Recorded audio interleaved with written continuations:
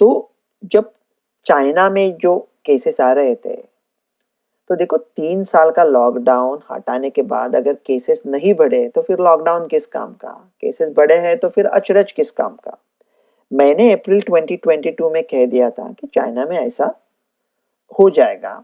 मेरा डर है कि न्यूजीलैंड में भी हो सकता है, सिंगापुर में भी हो सकता है, साउथ कोरिया में हो सकता है और थोड़ा सा ऑस्ट्रेलिया और कनाडा में भी हो सकता है।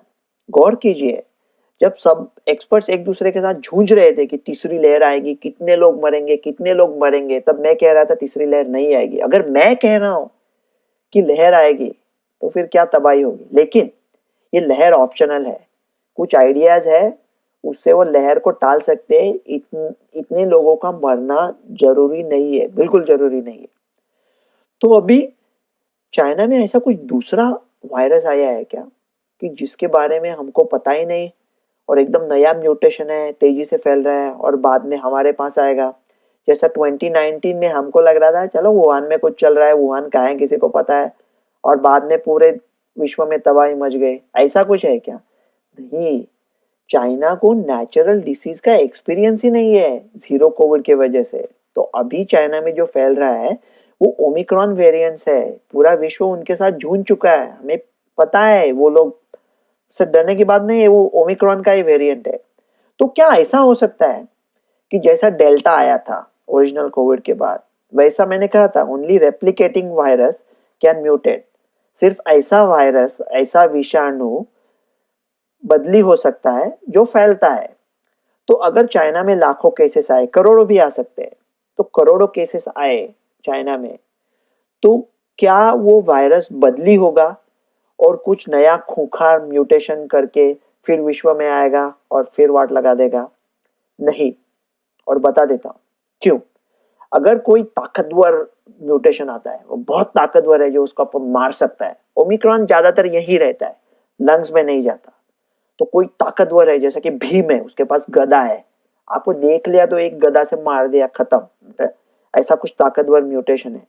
लेकिन भीम के पास ही है सहदेव या नकुल। नकुल घोड़े पे बैठा है, ठीक है?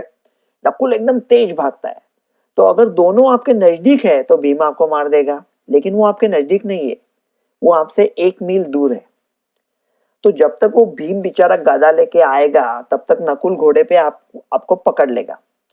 और आपको एक बार नकुल ने पकड़ा, फिर आपको भीम से डर नहीं है, क्योंकि नकुल आपको भीम से बचा देगा।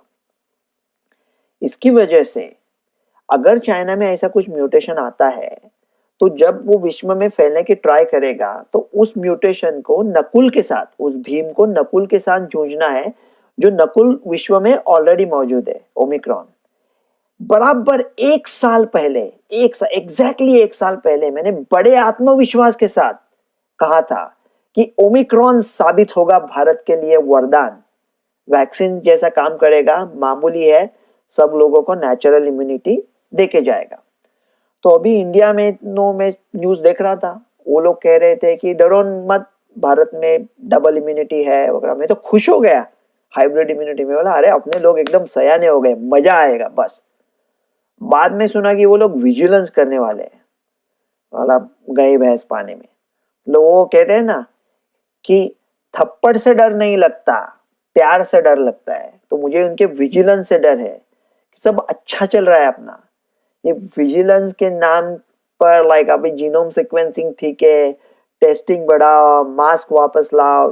देखो मास्क के मैं खिलाफ कुछ नहीं कह रहा हूँ, सिर्फ ये कह रहा हूँ कि कहाँ हम लोग कोविड को रोक पाए थे। ये तो अभी 200 या 300 गुना ज्यादा तेजी से फैलने वाले वायरस म्यूटेशंस आए हैं, उनको हम नहीं रोक सकते, हम उन्हें रोक ही नहीं सकते।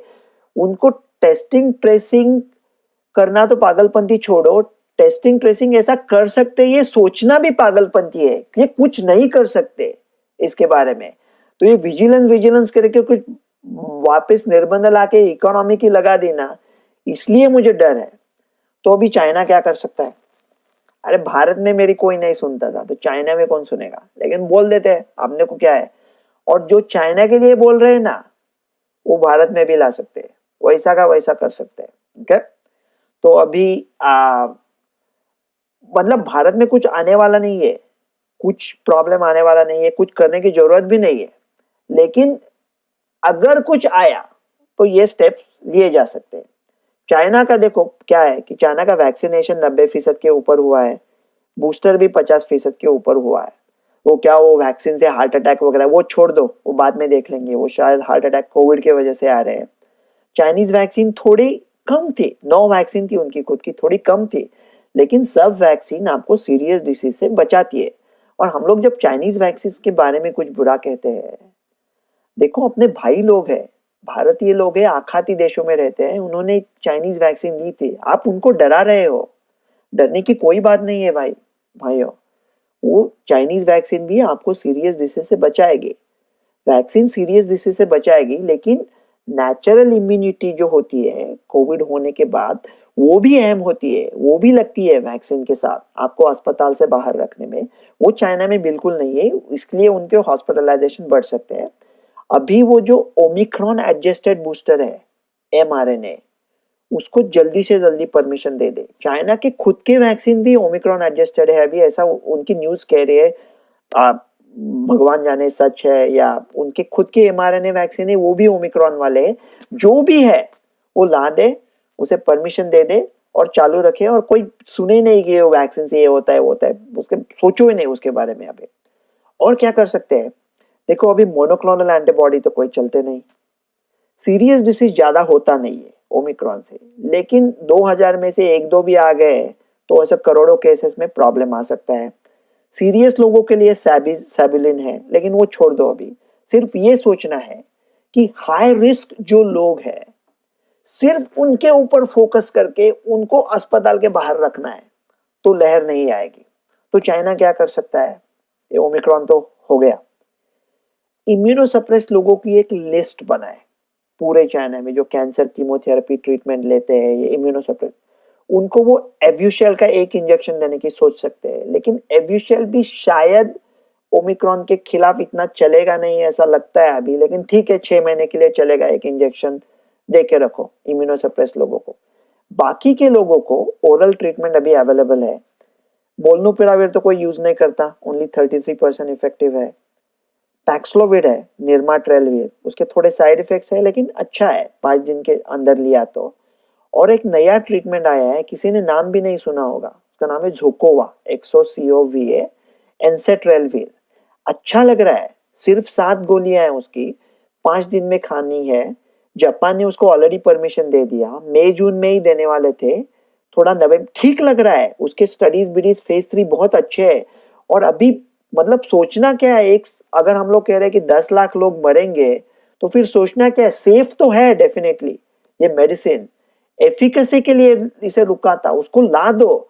और वो जो जोकोवा है वो मोलनुपिराविर के साथ कंबाइन कर सकते हैं। मोलनुपिराविर 33 है, जोकोवा 70 है, तो 103% इफेक्टिव हो गया। लेकिन वो 3 दिन के अंदर खाना है, तो लेकिन 3 दिन के अंदर रिजल्ट ही नहीं आएगा किसी का, अगर करोड़ों टेस्ट किए थे।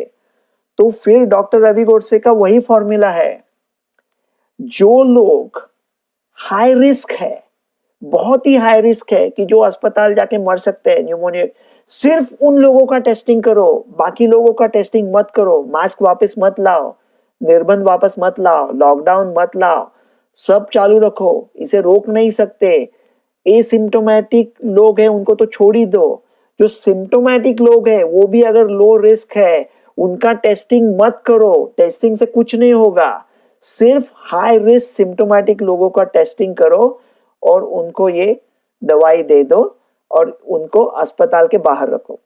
भारत में क्या प्रॉब्लम हो गया था दूसरी लहर के टाइम, कि हम लोग डर गए थे कि शायद बेड नहीं मिलेगा, तो अस्पताल जा रहे थे, इसलिए बेड कम हो रहे थे। वो हमने खुद पे लाई थी लहर, अभी हम ऐसा होने नहीं देंगे, लेकिन इसको जल्दी करना चाहिए। जापान ने ऑलरेडी परमिशन दे दिया है, चाइना ने क्यों नहीं दिया है? अभी भारत में कुछ प्रॉब्लम नहीं आ रहा है, नहीं आने वाला है, नहीं आने वाला है गारंटीड। फिर भी मैं कह रहा हूं कि ये जो विजिलेंस करेंगे, अरे क्या विजिलेंस करोगे? भारत में पैक्सलोविड अवेलेबल नहीं है, मोनोक्लोनल चलते नहीं है, जोकोवा का नाम भी सुना नहीं है, ओमिक्रॉन एडजस्टेड बूस्टर नहीं है, mRNA वैक्सीन आने वाली थी वो नहीं आने वाली है। ये बहुत कड़वी बात है। लेकिन अगर कोई इंपॉर्टेंट आदमी कंडोम खरीद के करेगा तो करेगा क्या? अगर आपको कुछ करना है, कुछ विजिलेंस करना है, तो मैं कह रहा हूं कि प्रॉब्लम नहीं आने वाला है। फिर भी न आने वाले प्रॉब्लम के लिए आप ओमिक्रॉन एडजस्टेड बूस्टर रेडी रखो, जिनको लेना है उनके लिए। पैक्सलोविड भारत में अभी बनना चालू हुआ था, उसके बना के रखो।